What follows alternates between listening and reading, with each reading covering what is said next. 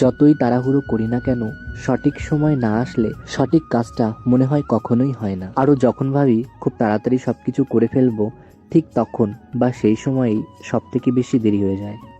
আচ্ছা, এটা কি শুধু আমার সঙ্গেই হয় নাকি তোমাদের সঙ্গেও? আমাকে জানিও।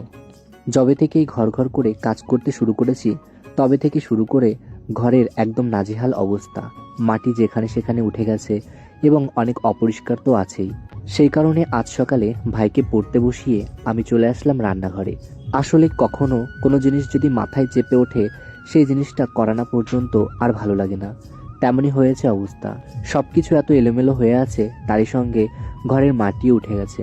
মা এমন দেখলে কখন ঘরদোর লেপে সবটা পরিষ্কার করে ফেলতো, তবে আমার করাই হচ্ছিল না। তাই আজ সকালে একটু সময় বের করে আমি রান্নাঘরটা একটু লেপে নিলাম। আর বড় ঘরটা তো সব জিনিস দিয়ে এলোমেলো করা আছে, সেই কারণে আর ঘরটা লেপা হলো না।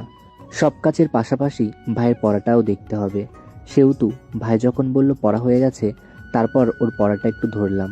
ঘর লেপতে গিয়ে অনেকটাই বেলা হয়ে যাচ্ছিল, তাই ভাবলাম তাড়াহুড়োর মধ্যে আর কি রান্না করব, আর খেতেও বেলা হয়ে যাবে।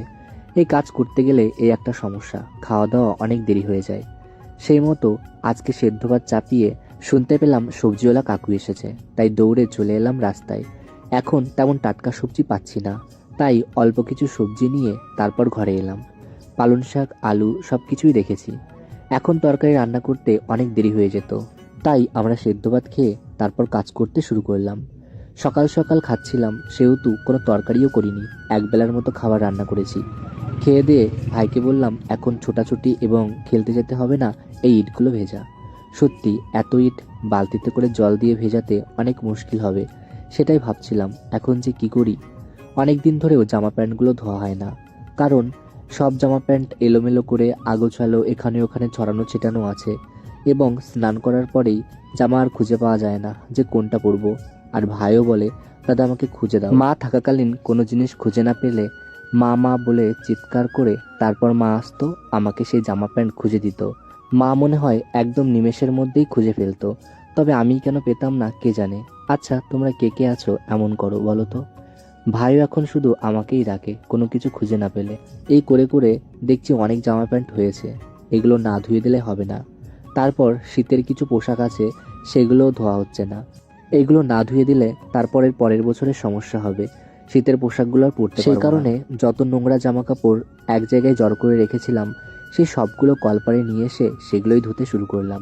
কাজের মধ্যে ভাই আমাকে বলছিল, দাদা আমি তোমাকে একটু সাহায্য করব, তাহলে তোমার কাজ কিন্তু অনেক তাড়াতাড়ি হয়ে যাবে। অনেকটাই সাহায্য করেছিল সে। ভাই আমাকে কিছু করে দিক বা না দিক, ভাই যে মুখ ফুটে এটা বলেছে এবং কিছুটা সাহায্য করেছে, তাতেই আমি খুশি। ভাই শুধু এটুকু বুঝুক, তাতেই আমার অনেক ভালো লাগে। ভাইয়ের এবং আমার জামা প্যান্ট মিলিয়ে অনেকগুলোই হয়েছিল, তাই সামনের বাড়ির ঠাকুমা বাড়িতে নেড়ে দিয়ে আসলাম। সত্যি ভাবছিলাম যে এখন একটু বিশ্রাম নেব, তবে 2টো বেজে গেছে, এখন তো আমাকে আবার রান্না করতে হবে, তাই আর বিশ্রাম নিলাম না, আবার উঠে পড়লাম।